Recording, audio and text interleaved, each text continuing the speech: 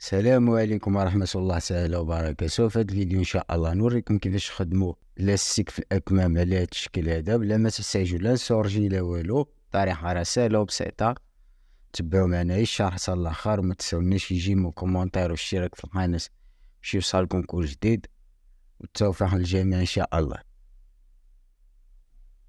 بالنسبة للعبار د لاستيك كنشبرو العبار على يدنا، كنخليو واحد سنتيم زايد ديال الخياطة على هاد الشكل يكون شوية مزيار.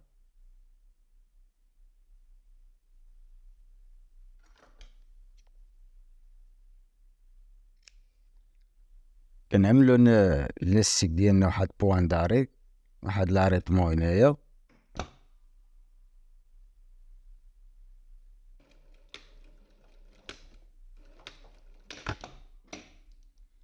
على هاد الشكل هذا.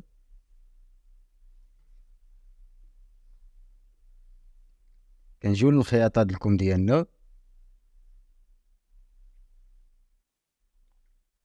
كنخلي واحد نص سنتيم 5 سنتيم الفوق، كنطويوه على هاد الشكل، الطاوية الأولانية عاوتاني كنطويوه الطاوية الثانية.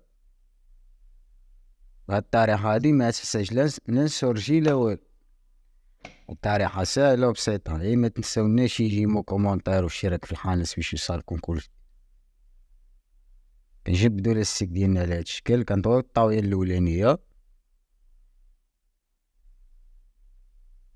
طويو الطاوية الثانية. طريقة ساهلة.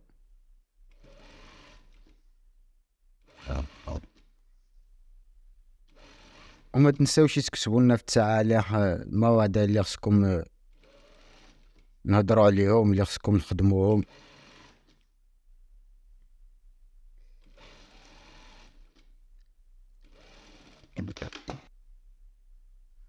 اللاستيك ديالنا كيجينا على هاد الشكل هذا، كيجينا لاستيك مزيار ومفيني ومن داخل خدمة مفينية كما كتشوفوا.